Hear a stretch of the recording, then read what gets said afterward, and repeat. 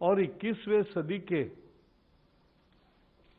एक नई शिक्षा नीति को उसमें मंजूरी दी गई, क्योंकि 34 साल से शिक्षा नीति में परिवर्तन नहीं हुआ था। उसमें 10 हेडिंग्स सिर्फ स्कूली शिक्षा के लिए हैं और 3 से 6 वर्ष के जो बच्चे हैं, जो आंगनवाड़ी में भी पढ़ते हैं, कुछ बच्चे प्री स्कूल में भी पढ़ते हैं, उन दोनों सिस्टम्स को कंटिन्यू करके वहाँ पे एक play based, activity based, flexible, multifaceted जो करिकुलम होता है वो लागू किया जाएगा। Play method, discovery method, activity based, experiential learning है कि कक्षा 6 से बच्चे को कोडिंग सिखाई जाएगी। फ्रेमवर्क जो हमारा पाठ्यक्रम की जो रूपरेखा होने वाली है वो 4 जगह वो चेंज होने वाली है।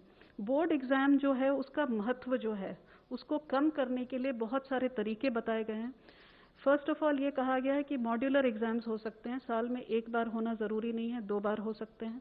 बोर्ड एग्जाम्स के लिए हर सब्जेक्ट को मैथमेटिक्स से शुरू करते हुए हर सब्जेक्ट को 2 लेवल पे ऑफर किया जा सकता है। और तीसरा ये भी कहा गया है कि बोर्ड एग्जाम को 2 भाग में बांटा जाए, ऑब्जेक्टिव एंड डिस्क्रिप्टिव।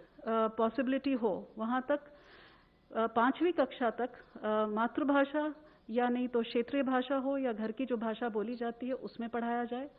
और उसी तरह डिजिटल लाइब्रेरीज के ऊपर जोर रहेगा। वो पब्लिक स्कूल्स और प्राइवेट स्कूल्स के लिए कॉमन रहेंगे, दोनों को एक ही स्टैंडर्ड में पहुंचने का है। आज प्रधानमंत्री नरेंद्र मोदी जी की अध्यक्षता में मंत्रिमंडल की बैठक हुई और 21वीं सदी के एक नई शिक्षा नीति को उसमें मंजूरी दी गई। यह बेहद महत्वपूर्ण है, क्योंकि 34 साल से शिक्षा नीति में परिवर्तन नहीं हुआ था और इसलिए आज का ये जो परिवर्तन है और जो नई शिक्षा नीति है, मुझे विश्वास है कि पूरा समाज और सभी देशवासी इसका स्वागत करेंगे और दुनिया के शिक्षाविद भी इसको निश्चित रूप से सराहना करेंगे। ये जो पूरी जो हमारी पॉलिसी आज आई है बाहर, उसमें 27 मेजर हेडिंग्स हैं। सर टेक्नोलॉजी से 27 जो मेजर हेडिंग्स हैं उसमें 10 हेडिंग्स सिर्फ स्कूली शिक्षा के लिए हैं, 10 हेडिंग्स सिर्फ उच्च शिक्षा के लिए हैं, लेकिन 7 हेडिंग्स ऐसे हैं जो कॉमन हैं। और वो जो कॉमन है उसमें ये टेक्नोलॉजी और ऑनलाइन एजुकेशन भी है। तो जैसा कि सर कह रहे थे कि ऑनलाइन एजुकेशन और टेक्नोलॉजी जो आप ऊपर जो 4 बुलेट देख रहे हैं, टेक्नोलॉजी का जो यूज़ है एजुकेशनल टेक्नोलॉजी का, वो ऑनलाइन एजुकेशन मतलब सेकेंड बुलेट है, टीचिंग लर्निंग एंड असेसमेंट के लिए तो यूज़ होगा ही, लेकिन एजुकेशनल टेक्नोलॉजी जो बाकी एरियाज हैं उसके लिए भी यूज़ करने के लिए काफ़ी डिटेलिंग है उसमें। अब हम स्कूल के रिफॉर्म्स की तरफ आएँ तो इसमें काफ़ी पाथ ब्रेकिंग रिफॉर्म्स हैं जो कि इनफैक्ट पहली बार किसी भी एजुकेशन पॉलिसी में आई है। सबसे पहली चीज़ तो 1986 में जैसा कि ICDS स्कीम का इंट्रोड्यूस किया गया था, लेकिन इस बार जो है वो early childhood care and education के लिए एक पूरा करिकुलम बनाने की बात है। और करिकुलम के अलावा यूनिवर्सलाइजेशन जो सस्टेनेबल डेवलपमेंट गोल्स में भी जो लिखा हुआ है, तो इस शिक्षा को जो पूर्व प्राथमिक शिक्षा होती है उसकी यूनिवर्सलाइजेशन की बात की गई है। इसका जो करिकुलम है वो NCERT के द्वारा डेवलप होगा और 3 से 6 वर्ष के जो बच्चे हैं, जो आंगनवाड़ी में भी पढ़ते हैं, कुछ बच्चे प्री स्कूल में भी पढ़ते हैं, उन दोनों सिस्टम्स को कंटिन्यू करके वहाँ पे एक play based, activity based, flexible, multifaceted जो करिकुलम होता है वो लागू किया जाएगा, जिसके लिए ट्रेनिंग की जाएगी। दूसरा जो एक बहुत बड़ा इसमें निर्णय है वो है कि जो बुनियादी शिक्षा होती है, जो बच्चे 6 से 9 वर्ष के होते हैं, जो कक्षा 1 से 3 में पढ़ते हैं, उनके लिए बेसिक लिटरेसी यानी कि साक्षरता, बेसिक न्यूमरेसी जो संख्या ज्ञान होता है, इन दोनों चीज़ों के ऊपर फोकस करते हुए एक नेशनल मिशन सेटअप किया जाएगा जो सिर्फ इस चीज़ के ऊपर फोकस करेगी और पूरे देश के बच्चों की ट्रैकिंग करके वो बच्चे कक्षा 3 तक फाउंडेशनल लिटरेसी और न्यूमरेसी को अचीव कर लें, ये उसका ऑब्जेक्टिव रहेगा। जो तीसरा बड़ा इसमें रिफॉर्म है वो है जो पाठ्यक्रम का और पढ़ाने के तरीके का जो स्ट्रक्चर है उसमें चेंज है। आप सब जानते हैं कि अभी 10+2 स्ट्रक्चर है, जिसमें जो पहले 10 वर्ष हैं उनका एक तरह से फेज वाइज करिकुलम होता है, फिर सडनली जब आप सेकेंडरी में जाते हैं, +2 में जाते हैं, तो सब्जेक्ट जो है स्पेशलाइजेशन होने लगती है। यहाँ पर जो हम सिस्टम लेकर के आए हैं वो 15 वर्ष का जो आप देख रहे हैं 5+3+3+4, उसमें 3 वर्ष तो पूर्व प्राथमिक हैं, मतलब 3 से 6 वर्ष जिसका पाठ्यक्रम बनेगा, और जो 12 वर्ष हैं उनको इस तरह से डिवाइड किया है कि वो कंटिन्यूटी, बुनियादी शिक्षा तक कंटिन्यूटी रहे।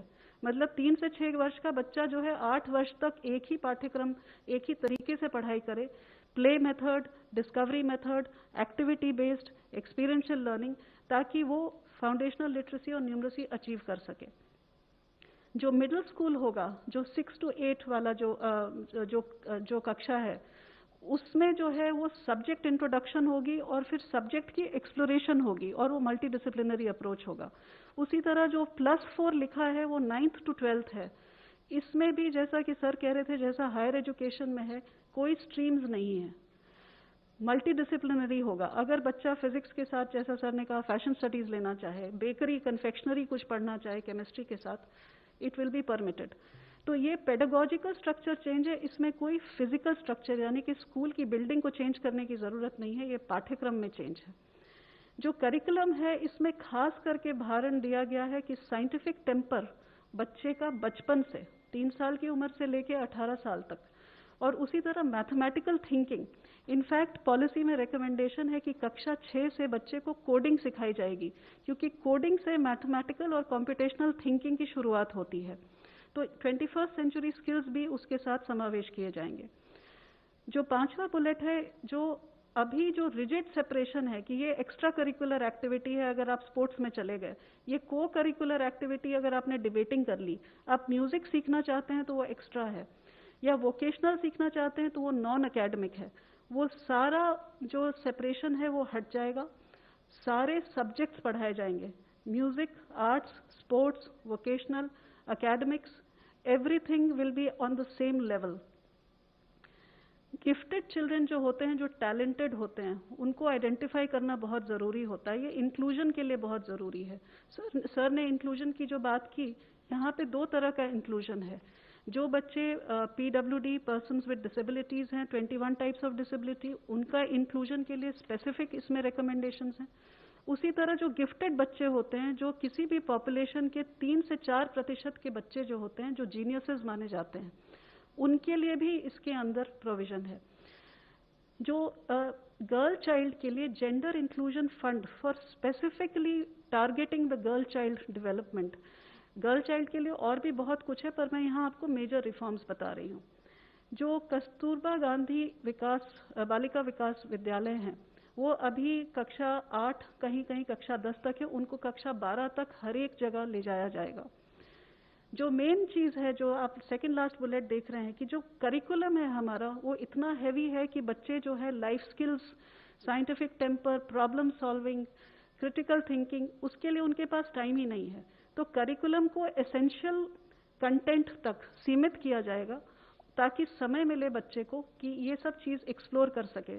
वो प्रोजेक्ट बेस्ड लर्निंग में जाएगा, एक्टिविटी बेस्ड लर्निंग में जाएगा, एक्सपीरियंशियल लर्निंग में जाएगा।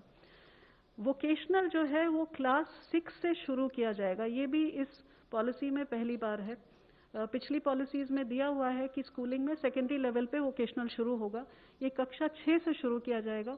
इसमें इंटर्नशिप्स भी हम पॉलिसी में लेके आए हैं कि बच्चा जो लोकल क्राफ्ट्स पर्सन है या ट्रेड पर्सन है, वहाँ जाकर के बैगलेस डे करके 10 दिन की इंटर्नशिप साथ में उनके साथ बैठ के करे, चाहे वो लॉन्ड्री चलाता हो, कारपेंटर हो, इलेक्ट्रिशियन हो, उसके वहाँ जाके अटैचमेंट करके बच्चा समझे कि लोकल क्राफ्ट्स, ट्रेड्स क्या हैं। जो एक और मेजर रिफॉर्म है वो करिकुलम फ्रेमवर्क, जो हमारा पाठ्यक्रम की जो रूपरेखा होने वाली है वो 4 जगह वो चेंज होने वाली है।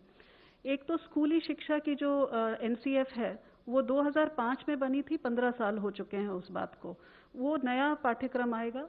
उसी तरह से जो टीचर्स एजुकेशन जो 2009 में बनी थी, 11 साल पहले, वो भी अब हम हाथ पर लेंगे। जो अर्ली चाइल्डहुड एजुकेशन की मैंने आपसे जो बात करी कि वो भी जो है अब की बार पहली बार इस तरह से बनेगा कि 0 से 3 वर्ष का सब फ्रेमवर्क बनेगा, जिसमें पेरेंट्स को बताया जाएगा कि आप घर पे क्या कर सकते हैं। और 3 से 6 वर्ष का आंगनवाड़ी के अंदर या प्री स्कूल में अगर बच्चा है तो उसके लिए बताया जाएगा। बोर्ड एग्जाम, इसके ऊपर काफ़ी विस्तृत में पॉलिसी में लिखा हुआ है। बोर्ड एग्जाम जो है उसका महत्व जो है उसको कम करने के लिए बहुत सारे तरीके बताए गए हैं। फर्स्ट ऑफ ऑल ये कहा गया है कि मॉड्यूलर एग्जाम्स हो सकते हैं, साल में एक बार होना ज़रूरी नहीं है, 2 बार हो सकते हैं। बोर्ड एग्जाम्स के लिए हर सब्जेक्ट को, मैथमेटिक्स से शुरू करते हुए हर सब्जेक्ट को 2 लेवल पे ऑफर किया जा सकता है। और तीसरा ये भी कहा गया है कि बोर्ड एग्जाम को 2 भाग में बांटा जाए, ऑब्जेक्टिव एंड डिस्क्रिप्टिव। इस तरह से काफ़ी सारे इसके अंदर पॉलिसी में चीज़ें लाई गई हैं बोर्ड एग्जाम्स के लिए। और ये भी कहा गया है कि बोर्ड एग्जाम सिर्फ नॉलेज के एप्लीकेशन को टेस्ट करे, रोट लर्निंग को नहीं, जो आप रट करके जाते हैं उसको नहीं, लेकिन वहाँ जा करके जो रोज़मर्रा की ज़िंदगी में आपके नॉलेज को अप्लाई करने की बात है उसको टेस्ट किया जाए। जो शिक्षा का माध्यम है उसमें ये लिखा है कि जहाँ तक पॉसिबिलिटी हो वहाँ तक 5वीं कक्षा तक मातृभाषा या नहीं तो क्षेत्रीय भाषा हो या घर की जो भाषा बोली जाती है उसमें पढ़ाया जाए, और हो सके तो 8वीं तक पढ़ाया जाए और उसके आगे भी पढ़ाया जाए जहाँ पॉसिबल हो। एक बड़ी इंटरेस्टिंग चीज़ इसमें लेके आए हैं कि जो बच्चे का जो आप रिपोर्ट कार्ड होता है, आप सबके बच्चों का रिपोर्ट कार्ड आता होगा, वो 2 पेज का होता है। एक साइड सब्जेक्ट लिखे होते हैं और उसमें कुछ मार्क्स और लाल रंग की लाइन वाइन कहीं डाल दी जाती है, और दूसरी साइड लिखा जाता है कि बच्चा क्लास में बात नहीं करता, बस इतने सा रिपोर्ट कार्ड होता है। ये एक होलिस्टिक रिपोर्ट कार्ड की बात हो रही है। इसमें 3 तरह के मूल्यांकन होंगे। एक तो खुद बच्चा अपना मूल्यांकन करेगा, दूसरा सहपाठी जो उसके हैं वो उसका मूल्यांकन करेंगे, और तीसरा उसके शिक्षक उसका मूल्यांकन करेंगे। और ये जो रिपोर्ट कार्ड है इसमें हर साल इस बच्चे को कौन सी लाइफ स्किल इस बच्चे में समावेश होनी चाहिए वो लिखा होगा, पेरेंट्स के साथ चर्चा होगी, और वो हर लाइफ स्किल के ऊपर चर्चा करता हुआ रिपोर्ट कार्ड बनेगा, जो हम लोग आर्टिफिशियल इंटेलिजेंस पे बेस करके जब बच्चा 12वीं कक्षा में निकलेगा तो उसके पास अपने पिछले 15 साल का पूरा एक, जिसको कहते हैं कच्चा चिट्ठा होगा, जिसमें लिखा होगा कि वो कौन कौन सी स्किल्स उसने इम्बाइब करी हैं। हर एक बच्चे का, चूंकि हम बुनियादी शिक्षा के ऊपर बहुत जोर देने वाले हैं, तो ऐसे हर एक बच्चे का लर्निंग आउटकम्स हमको ट्रैक करना पड़ेगा कि उस बच्चे ने बुनियादी शिक्षा, लिटरेसी और न्यूमरेसी उसको अचीव की है या नहीं। तो वो उसकी बात की गई है। एक नेशनल असेसमेंट सेंटर जिसका नाम परख रखा गया है, परख stands for performance analysis review, performance assessment review and analysis of knowledge for holistic development. बच्चे को परखने के लिए क्या करना चाहिए, ये जो सेंटर है, जो हमारे देश में करीब अभी 60 रिकग्नाइज्ड स्कूल बोर्ड्स हैं, उनके लिए स्टैंडर्ड्स, नॉर्म्स, गाइडेंस, ये पहली बार हो रहा है, ये किसी शिक्षा नीति में पहले कभी नहीं आया है। ये गाइडलाइंस देंगे ताकि जो हर एक स्कूल बोर्ड है एक बेंचमार्क जो सेट किया जा रहा है वहां तक पहुंच सके। एनटीए जो है, नेशनल टेस्टिंग एजेंसी, वो हर एक यूनिवर्सिटी और कॉलेज को ऑफर करेगी एक एंट्रेंस एग्जामिनेशन, ताकि जो बच्चे हैं एक कॉमन एग्जामिनेशन से कॉलेज और यूनिवर्सिटी में एडमिशन ले सके। ये मैंडेटरी नहीं है, ये ऑफर होगा एनटीए की तरफ से। टीचर्स के लिए एक नेशनल प्रोफेशनल स्टैंडर्ड तैयार किया जाएगा, जिससे टीचर की रोल एक्सपेक्टेशन क्या है और टीचर को किस बेंचमार्क पे पहुंचना है उसके बारे में एक स्टैंडर्ड तैयार किया जाएगा। ये एनसीईआरटी और एनसीटीई मिलकर तैयार करेंगे और ये पूरे देश में लागू होगा। बुक्स की प्रमोशन के लिए, बुक ये पढ़ना कितना ज़रूरी है इसके ऊपर हम लोग बहुत जोर दे रहे हैं, क्योंकि बच्चा अगर पढ़ नहीं पाता है 3री कक्षा तक तो वो आगे उसका पढ़ाई जो है उसकी बहुत सीमित हो जाती है। तो books, reading and promotion policy, उसी तरह डिजिटल लाइब्रेरीज के ऊपर जोर रहेगा। सर ने जैसा बताया, स्कूल्स में भी एक ट्रांसपेरेंट ऑनलाइन सिस्टम होगा सेल्फ डिस्क्लोजर का स्कूलों का, for public oversight and accountability. अब इसके आउटकम्स क्या होंगे? पहली चीज़ तो मैंने जैसे कि कहा कि पूर्व प्राथमिक शिक्षा से लेकर के सेकेंडरी स्कूलिंग का यूनिवर्सलाइजेशन 2030 तक करने की बात है, क्योंकि सस्टेनेबल डेवलपमेंट गोल से ये पॉलिसी अलाइंड है। दूसरी चीज़ की जो बुनियादी शिक्षा है, हर बच्चा जो कक्षा 3 में पहुंचेगा उसकी बुनियादी शिक्षा अचीवमेंट हो, वो 2025 मतलब 6 साल के अंदर करने की बात है। 100% GER सेकेंडरी लेवल की 2030 तक। जो हमारे बच्चे आउट ऑफ स्कूल हैं वो हर एक बच्चे को हमें वापस लाना है। जो टीचर्स हैं उनको जो अब नए तरीके से असेसमेंट होने वाला है, मूल्यांकन का तरीका बदलने वाला है, उसके लिए उनकी तैयारी 2023 तक करके उसको हमें लागू कर देना है। जो इंक्लूजन के लिए सर ने ऑलरेडी बात कर ली है कि हमको सारे बच्चों को, हर तरह के बच्चों को, किसी भी बैकग्राउंड से हो, किसी कम्युनिटी से हो, किसी कास्ट से हो, किसी रिमोट एरिया से हो, हर तरीके के बच्चों को समावेश करने के लिए स्पेशल पॉलिसी एस्पेक्ट्स हैं, वो 2030 तक सब पूरे किए जाएंगे। बोर्ड एग्जाम्स का मैंने आपको बता ही दिया है। हर बच्चे का इसमें ये लिखा है कि जब वो स्कूल से निकलेगा तो एक स्किल, एक वोकेशनल स्किल उसको वो हासिल करके निकलेगा। ये भी इसमें पॉलिसी में लिखा है। और जो कॉमन जो स्टैंडर्ड्स बन रहे हैं जो सेल्फ डिस्क्लोजर के, वो पब्लिक स्कूल्स और प्राइवेट स्कूल्स के लिए कॉमन रहेंगे, दोनों को एक ही स्टैंडर्ड में पहुंचने का है।